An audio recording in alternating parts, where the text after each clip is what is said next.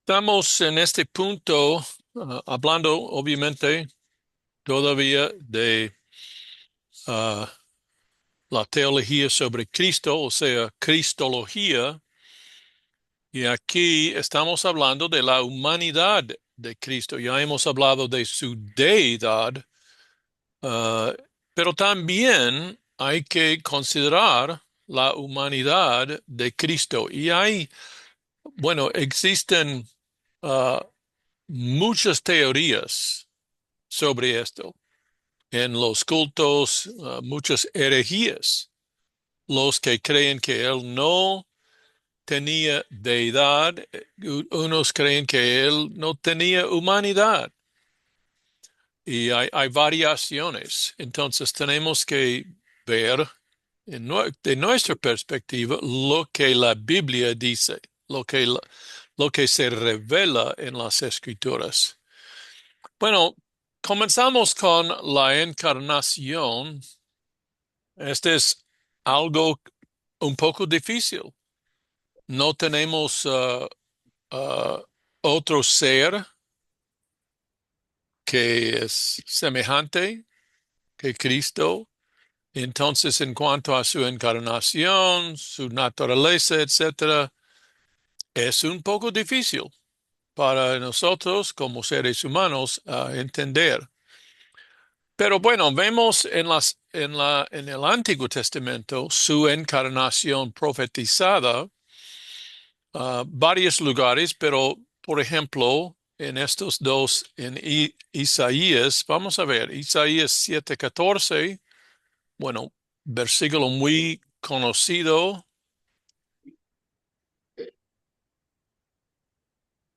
Okay, ¿qué tenemos aquí? Por tanto, el Señor mismo os dará señal. He aquí que David te concebirá y dará a luz un hijo y llamará su nombre Emmanuel. Bueno, y tomando todo en consideración lo que dice Isaías y otros en el Antiguo Testamento, este obviamente es referencia a la encarnación. Vamos a hablar de este, donde dice aquí que la Virgen concebirá, pero por ahora sol- solamente pensando en Emmanuel, Dios con nosotros, es el significado de este término en hebreo. Y Isaías usa este tres veces, este Emmanuel, y entonces debe tener referencia a lo que nosotros llamamos la encarnación. También 9:6, mientras estamos en Isaías, que dice 9:6. Porque un niño nos es nacido, hijo nos es dado, y el principado sobre su hombro, y se llamará su nombre admirable, consejero, Dios fuerte, Padre eterno, príncipe de paz. Bueno, este niño, un niño nos es nacido, hijo nos es dado, y con todas estas ah, cualidades, admirable consejero, Dios fuerte, ¿sí? Vemos otra vez más predicciones de la encarnación. También en Isaías, por casualidad, fueron profetizadas sus obras.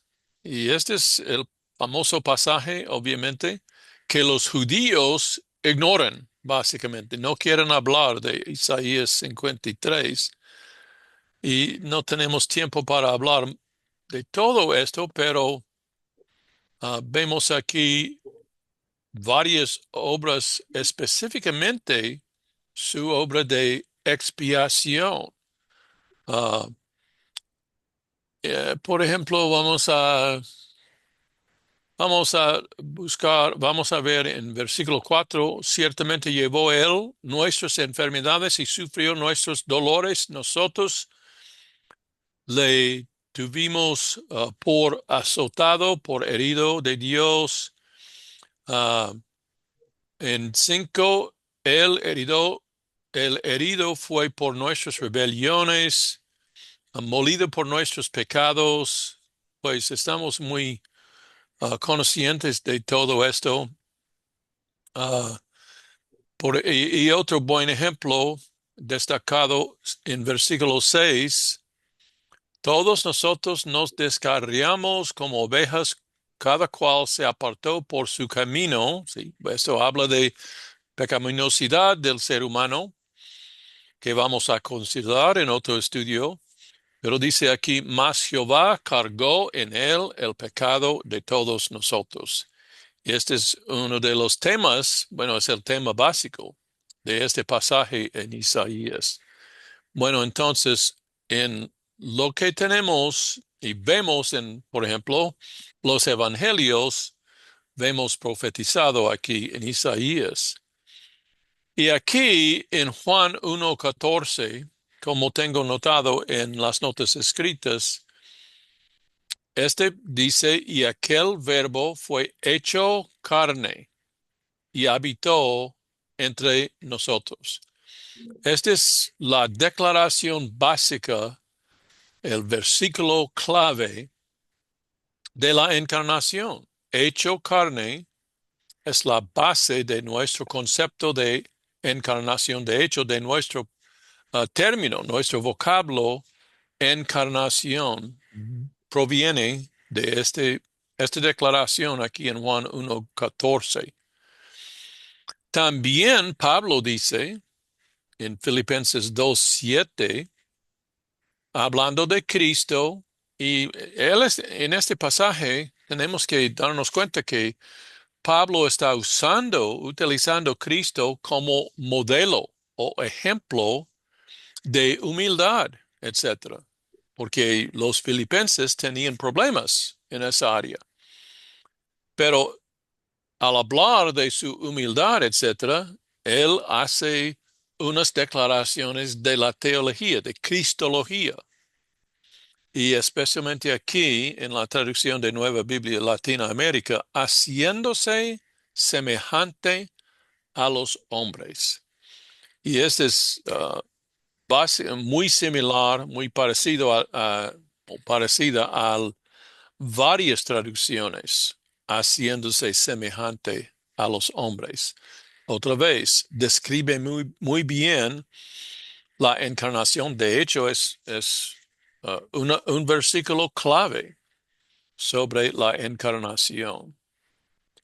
Y Pablo anuncia también en 1 Timoteo 1:15, básicamente el propósito básico. Podemos nombrar otros propósitos, pero aquí es algo muy claro. Cristo Jesús vino al mundo. Esta es la encarnación, ¿verdad? Para, en griego, igual en castellano, anuncia el propósito para salvar a los pecadores. Entonces, esta vista aquí, muy breve, vemos la encarnación, el hecho, el propósito, etcétera. Bueno, entonces otro asunto, otra cuestión aquí es lo que veíamos en Isaías 7:14, el nacimiento virginal.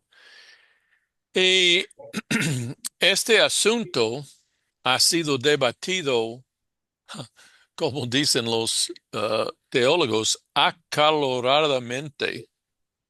Y hay mucho que unos dicen mucho, ah, muchas palabras han sido ah, escritas sobre este asunto, pro y con. Unos dicen, no, no, no, este es imposible, porque niegan la posibilidad de lo milagroso.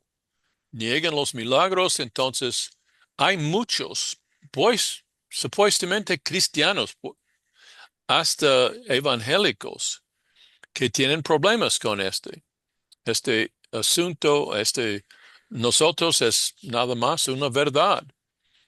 Pero bueno, vamos a hablar de esto. Se anuncia en el Antiguo Testamento, aquí en Isaías 7:14. Y bueno, la discusión que yo tengo en las notas escritas es breve, pero aquí aún más, simplemente quiero destacar unos asuntos, unas verdades aquí. La palabra, el vocablo aquí es alma en hebreo y suena como alma en español que habla de la parte interior del ser humano, pero esa es nada más coincidencia. Alma habla de una mujer joven, doncella, señorita, hay varias maneras de traducir esto. Y los críticos, los que niegan lo milagroso, dicen que esto es simplemente que el propósito de Isaías, guiado por el Espíritu Santo, fue nada más decir que esta fue una jovencita, una doncella. Y tratan de decir que, bueno, la idea de nacimiento virginal es algo que la iglesia inventó o lo que sea. Bueno, vamos a considerar el uso del término. Este es cómo formulamos teología. En cuanto a ciertas palabras, tenemos que considerar, trazar el uso. Bueno, en Génesis 24:43, bueno, vamos a ver estos tres. Algunos de ustedes pueden encontrar los versículos y vamos a leer. Génesis 24:43. He aquí yo traigo con la fuente de agua, sea pues que la doncella saliere por agua, al alma dijere, dame de beber, te ruego un poco de agua de tu cántaro. Ok, y varios pasajes usan doncella. Bueno, esa es la palabra alma en hebreo. Y en lo más básico, sí, habla de una mujer, hembra, sí, joven, pero bueno, vamos a ver lo que tenemos aquí. También Proverbios 30:19 usa el término,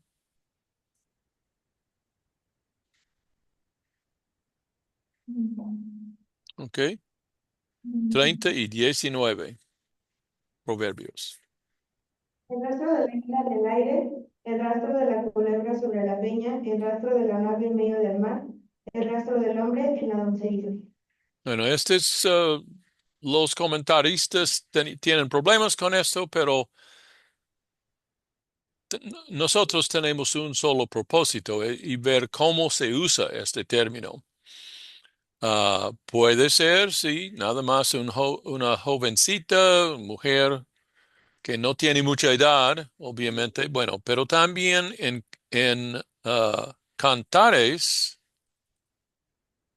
tenemos dos usos de alma, 1:3.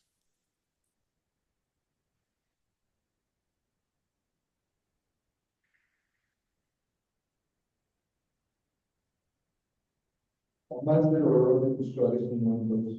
Tu nombre es como ungüento derramado. Por eso las doncellas te aman. Por eso las doncellas, alma, te aman. Y luego en 6:8,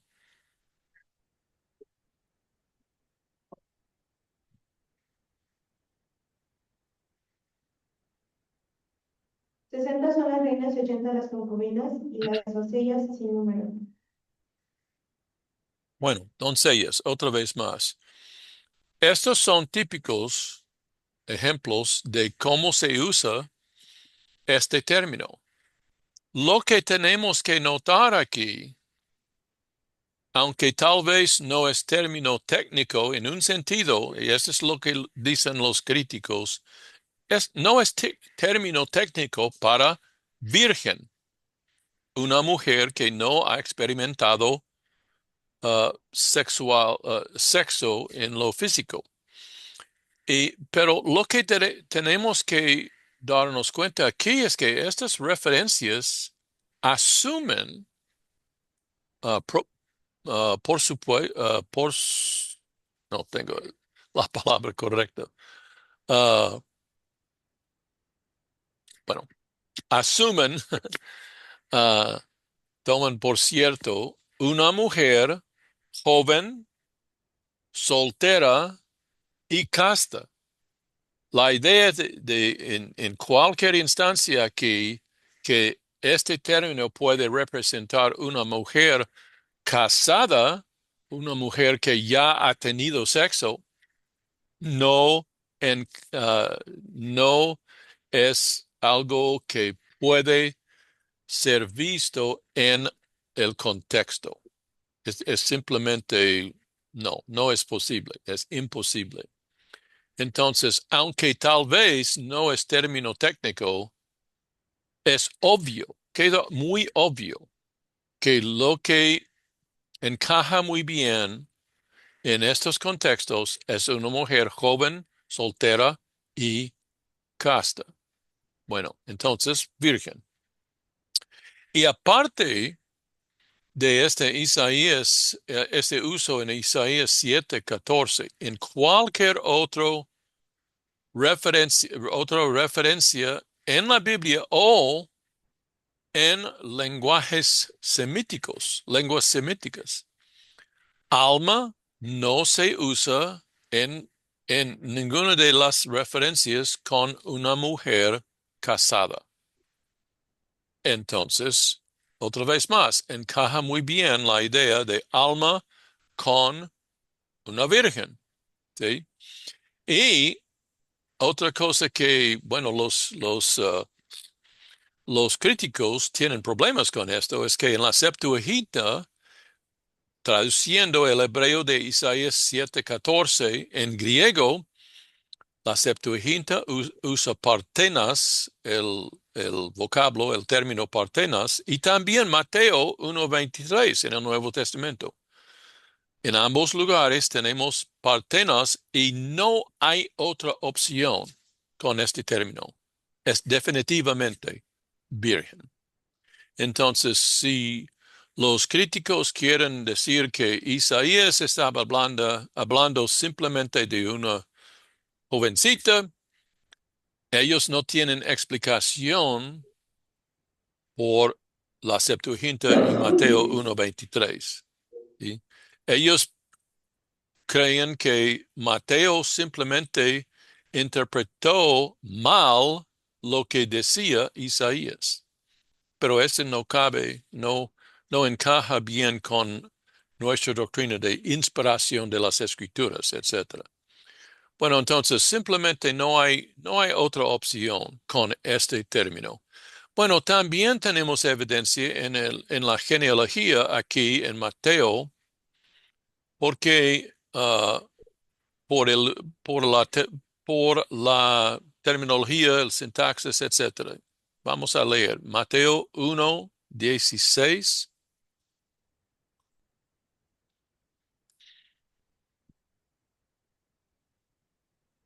Y Jacob engendró a José, marido de María, de la cual nació Jesús, llamado el Cristo.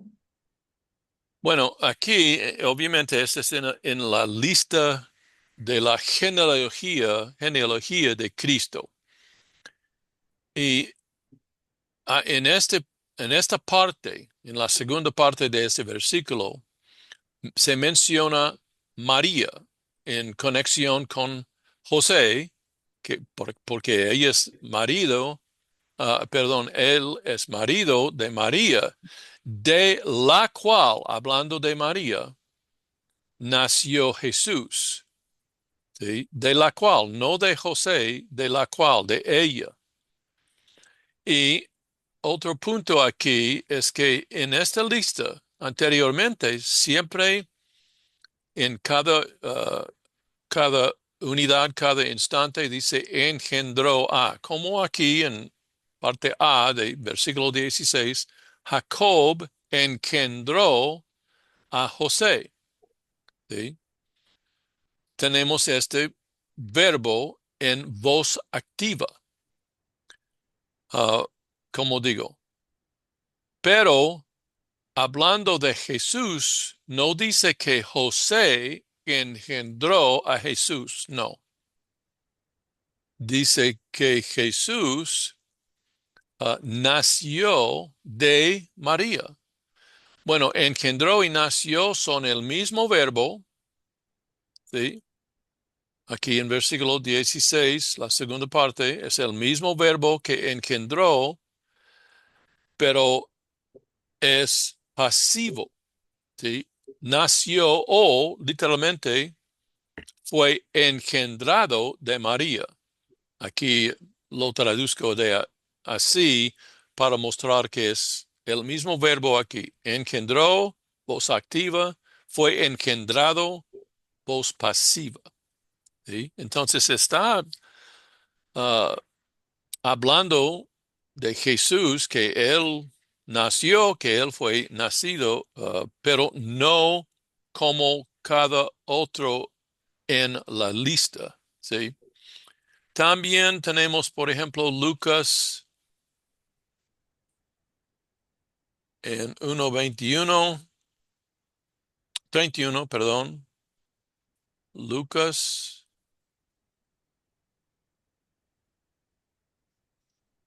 ¿qué dice? Lucas 1:31. Y ahora concebirás en tu vientre y darás a luz un hijo y llamarás su nombre Jesús. Bueno, entonces, hablando de ella, él fue nacido de o engendrado de María. Y en 34 y 35,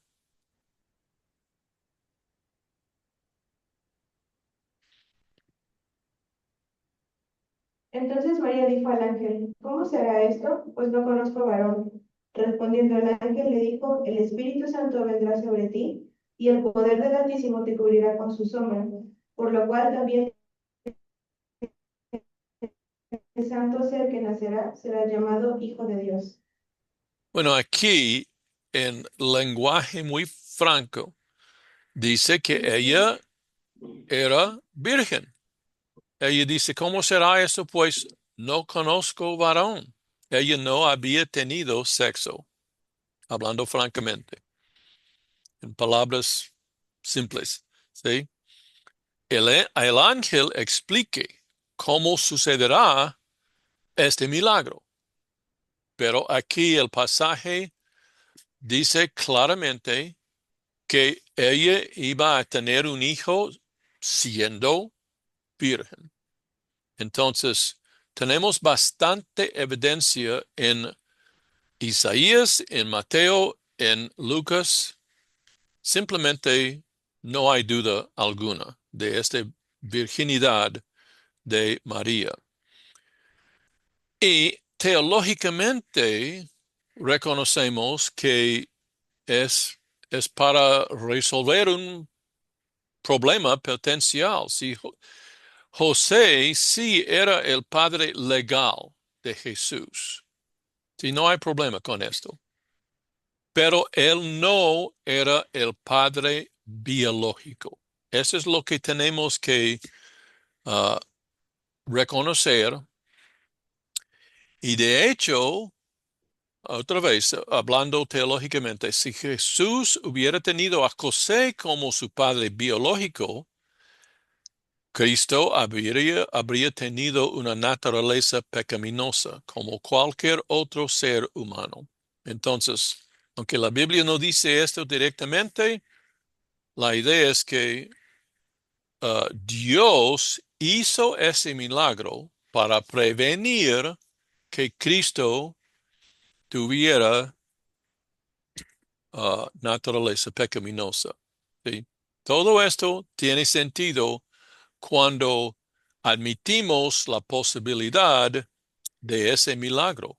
Y si Dios es como se describe en el Antiguo Testamento, de varias maneras, en el Nuevo Testamento, si Él tiene los atributos, si Él puede hacer milagros como siempre afirma la Biblia, entonces no hay nada de imposibilidad aquí. También el nacimiento virginal es posible.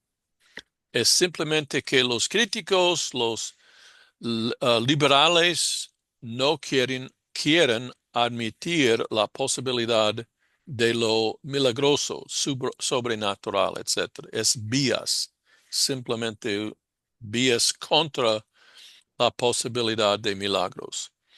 Bueno, entonces, basado en lo que vemos aquí, él es encarnado, nacimiento virginal, que de su naturaleza. Y aquí especialmente no tenemos dificultad porque no tenemos otro ser semejante. No hay nadie.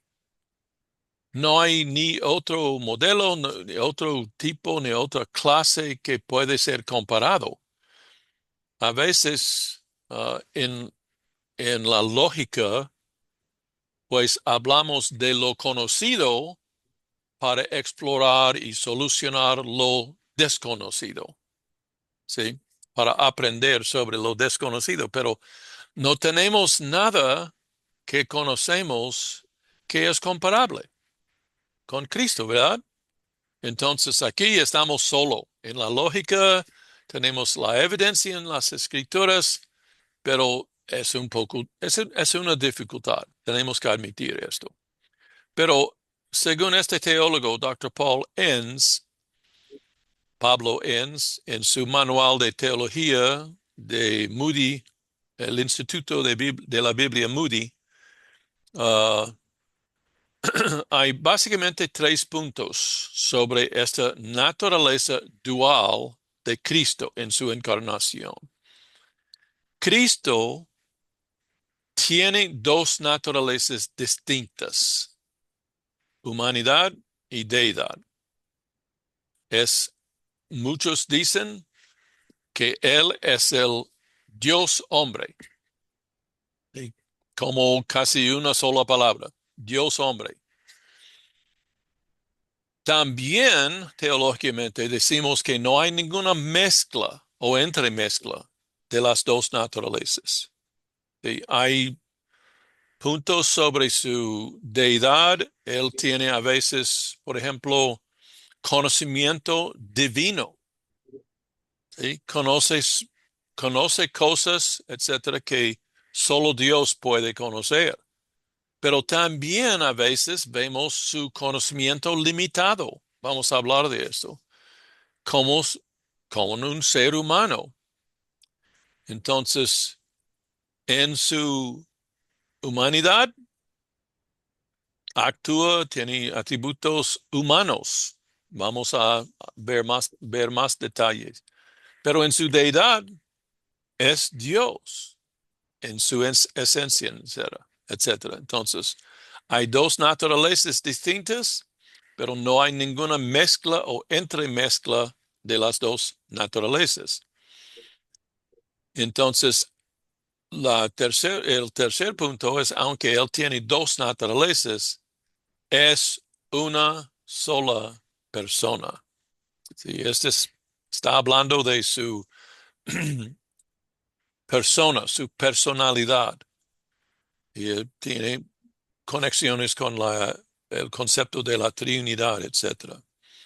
Como una persona, aquí estamos hablando de algo diferente que su naturaleza.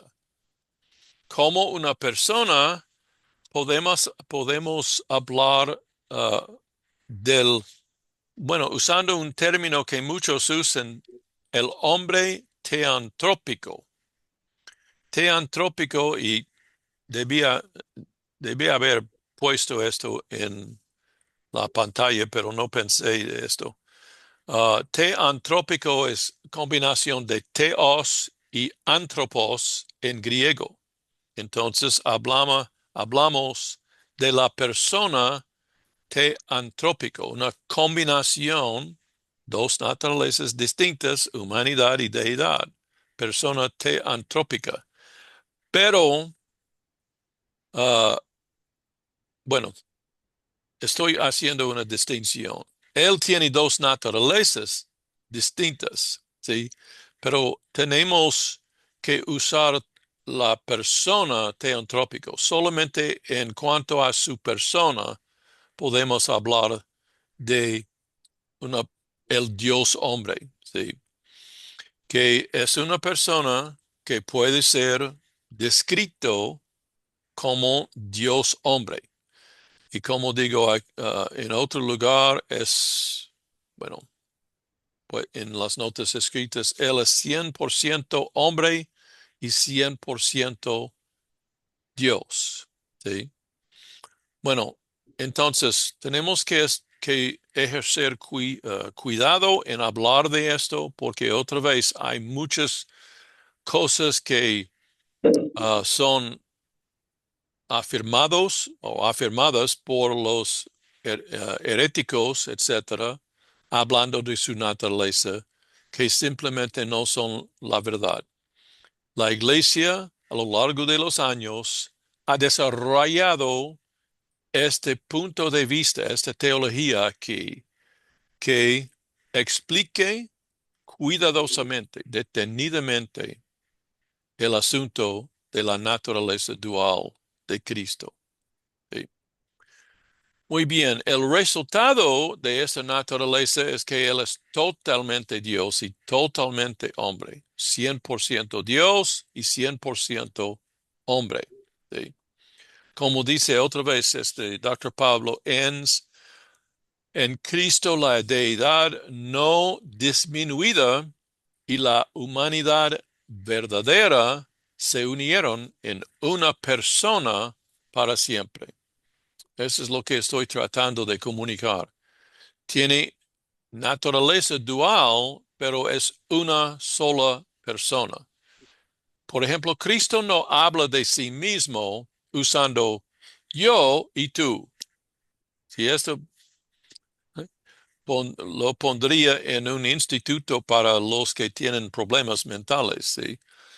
Él no habla de yo y tú hablando de sí mismo, ¿sí? Él es simplemente yo en su descripción.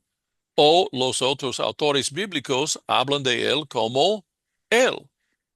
No dicen el uno y el otro, el dos o algo así. ¿Sí? Estos dos naturalezas forman una sola persona. Es muy importante. Y teológicamente ambas naturalezas son necesarias. Como hombre, Cristo podía representar al hombre en su muerte. ¿Sí? Como el animal en el sacrificio del holocausto en el Antiguo Testamento representaba el pecador. Aquí Cristo puede representar el hombre, hablando generalmente, hombre, mujer, etcétera, porque él es ser humano, ¿sí? Y puede morir en lugar de la humanidad, de los seres humanos. Pero como Dios, su muerte puede puede tener infinito valor suficiente para proporcionar redención por los pecados de todos. ¿Sí?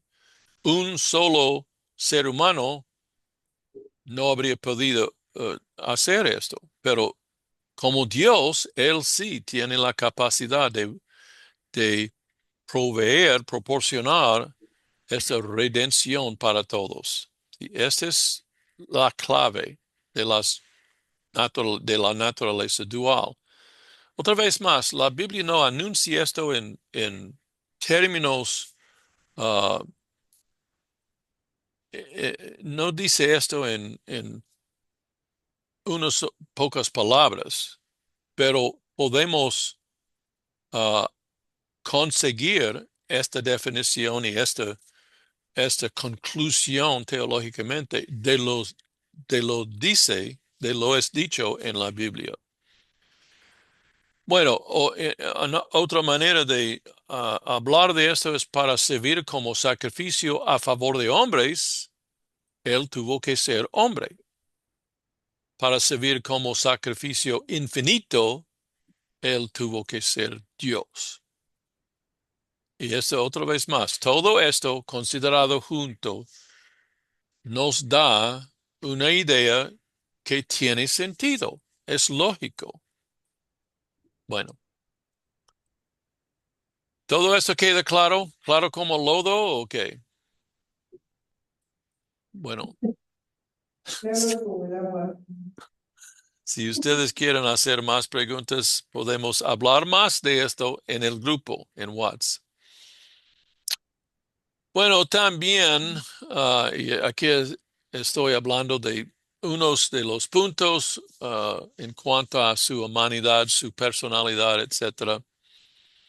Y esta es algo, otra cosa que es debatido acaloradamente por los varios testigos de varias perspectivas, etcétera. Este dicho en Filipenses 2:7 por el apóstol Pablo, vamos a ver.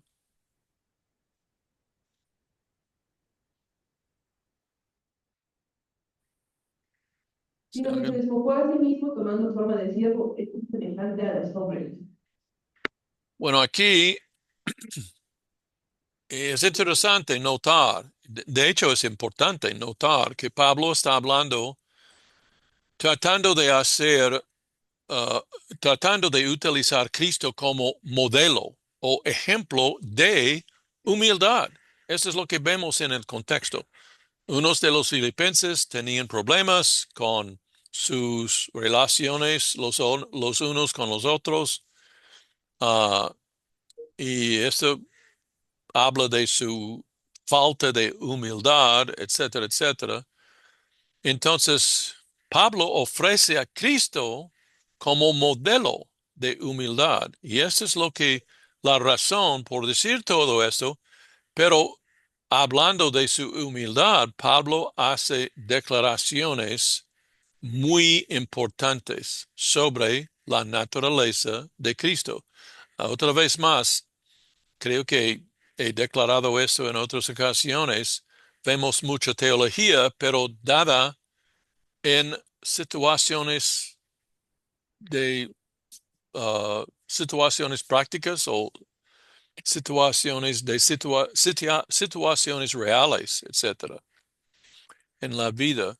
Aquí, sino que y ese es contraste con él tenía la forma de Dios, él no decidió agarrar este privilegio, esta forma, sino que a beneficio de los hombres, de los seres humanos, se despojó a sí mismo, tomando forma de siervo, hecho semejante o haciéndose semejante a los hombres. ¿Sí?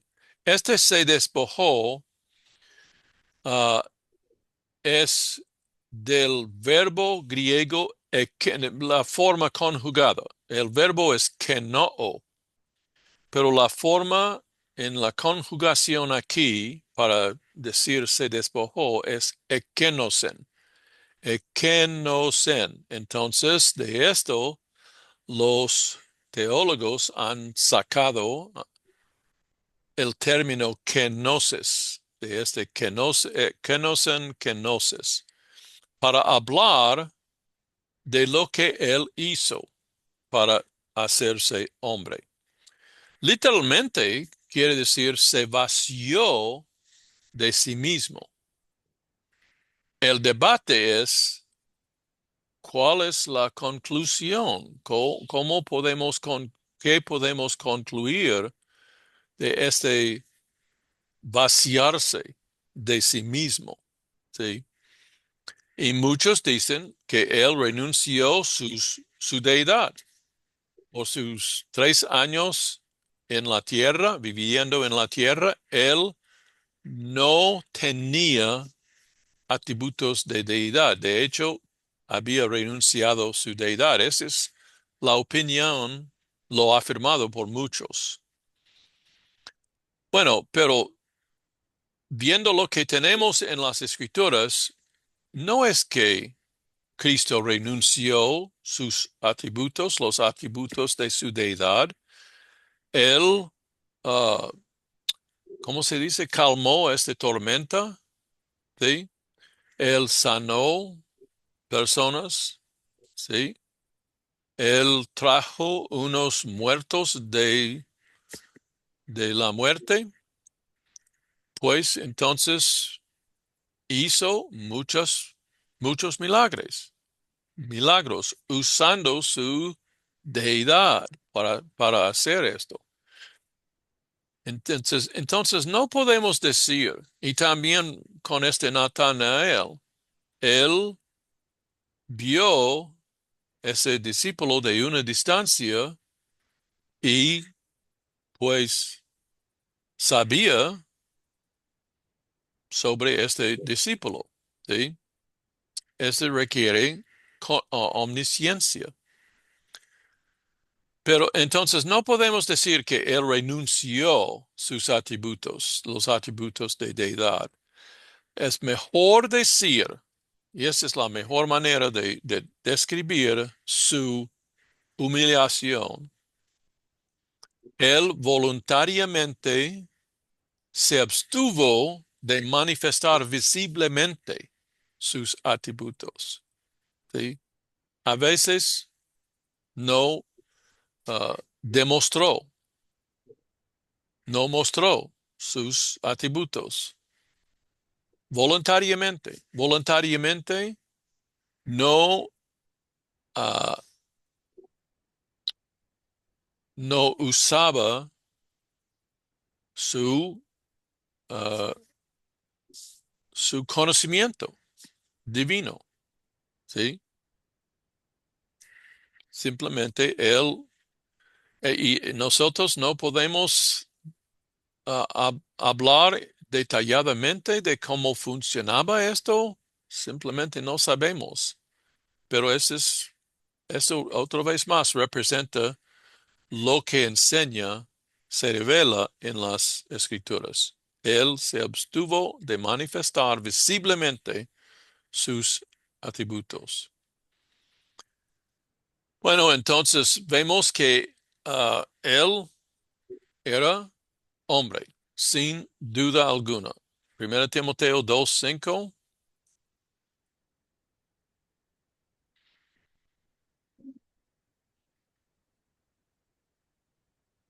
Porque hay un solo Dios y un solo mediador entre Dios y los hombres, Jesucristo hombre. Esa descripción aquí en la última parte de este versículo, Jesucristo hombre, se llama, se describe como hombre. También, obviamente, tenía la apariencia de hombre. Debe ser obvio. Juan 20:15.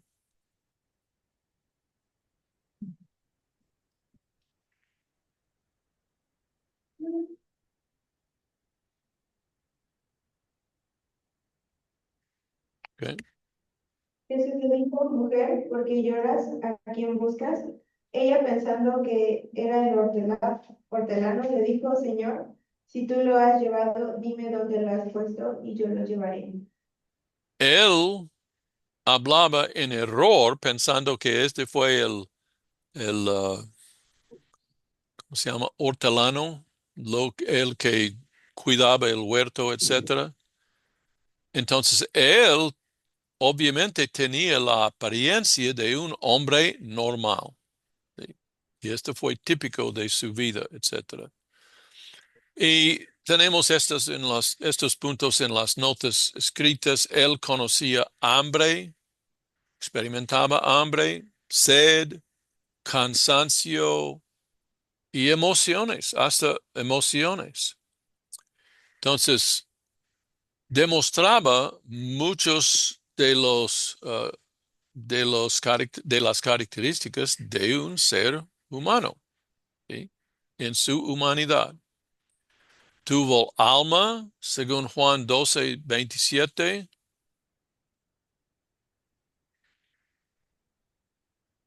Él dice, ahora está turbada mi alma. Como un ser humano, él tenía alma. También exhibió conocimiento limitado, otra vez más, voluntariamente. ¿Sí? Mateo 24:36.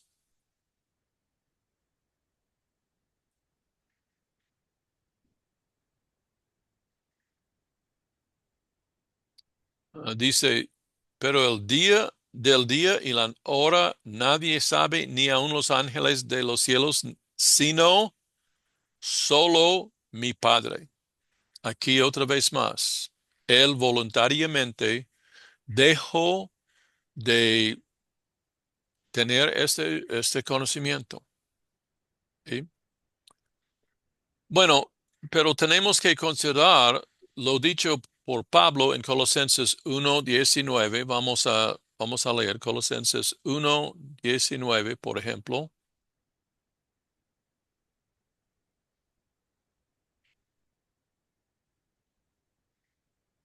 Por cuanto agradó al Padre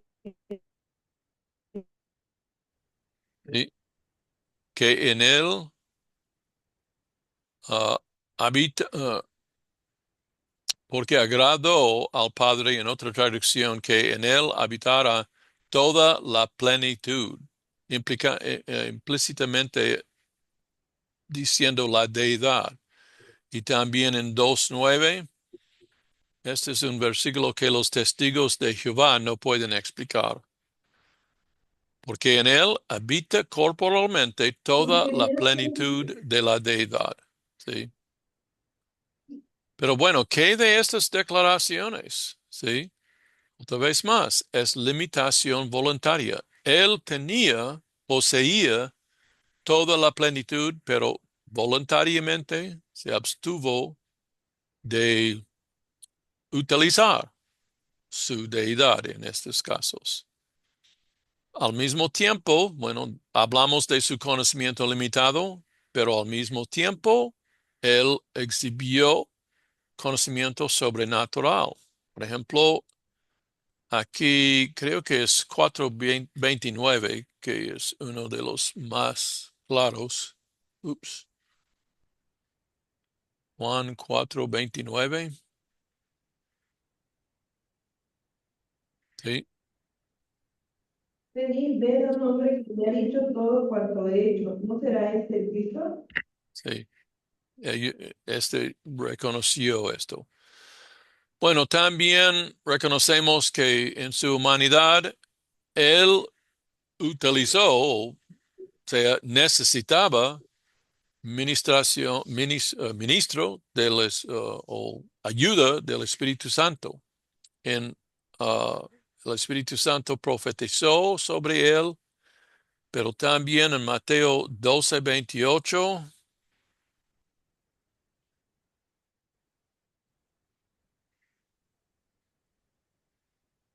Habla aquí, he aquí mi siervo a quien he escogido, mi amado, en quien se agrada mi alma, pondré mi espíritu sobre él y a los gentiles anunciará juicio.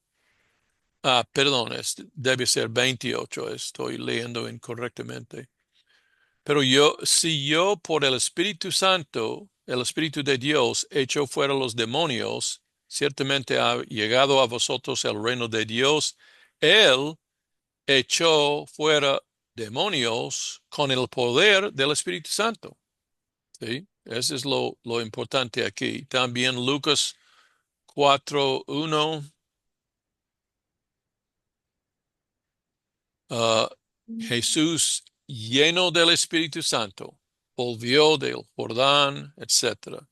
Fue llevado por el Espíritu al desierto. Sí, bueno. Ah, ahora casi no tenemos tiempo para hablar de esto, pero ustedes han leído en cuanto a su impecabilidad, que habla de que él no tenía pecado en cualquier sentido. Vemos declaraciones muy fuertes de este hecho. Él no tenía, simplemente no fue pecador. Sí, fue tentado, según Hebreos 4:15, pero según muchos, la mejor manera de pensar de esto es que la tentación fue dirigida a su humanidad, ¿sí? No a su deidad, obviamente. Eso es lo que vemos aquí. El hecho en la teología es que si Cristo hubiera pecado una sola vez, entonces él habría muerto por su propio pecado y no por el pecado de nosotros. Si él pudo ser sacrificio perfecto, como en el Antiguo Testamento, los animales tenían que ser animales perfectos, ¿verdad? Él tenía que ser ofrecido sin pecado para cumplir con este propósito, este rol. Pero bueno, en Santiago 1:13 tenemos lo que unos consideran un problema. Cuando alguno es tentado, no diga que es tentado de parte de Dios, porque Dios no puede ser tentado por el mal, ni él tienta a nadie. Entonces, el debate es cómo, en cuál sentido, en qué sentido fue tentado Cristo. O la cuestión es, ¿podría haber pecado Cristo? Reconocemos que no pecó, no hubo pecado en él, pero ¿fue posible? ¿Tenía él la potencial de pecar? Tal vez no es muy importante este debate porque, otra vez más, de hecho, él no pecó, pero la conclusión que yo prefiero, y he visto esto en varios teólogos, pero tiene más sentido para mí, es que no pudo haber pecado. Entonces, unos dicen que entonces no fue tentación real, no fue tentación verdadera. Bueno, pero eso es importante lo que dice Ramírez, debido a la perfecta unión de las dos naturalezas, el Señor Jesucristo era tentable, pero no pecable. Como ser humano, él sí era tentable, pero como Dios no era pecable. O, como dice Dr. Enns, la conclusión es que la tentación no exige, la tentación mencionada en las Escrituras no exige la habilidad de pecar. Bueno, entonces nosotros concluimos que las tentaciones de Cristo eran reales, verdaderas, pero fueron diseñadas para demostrar que Él no tenía pecado, no que Él tenía la posibilidad de pecar. Bueno, gracias hermanos y nos vemos en la siguiente clase en lunes, ¿verdad? ¿Ok? Sí, Preguntas en WhatsApp, gracias. como siempre decimos, Dios les bendiga.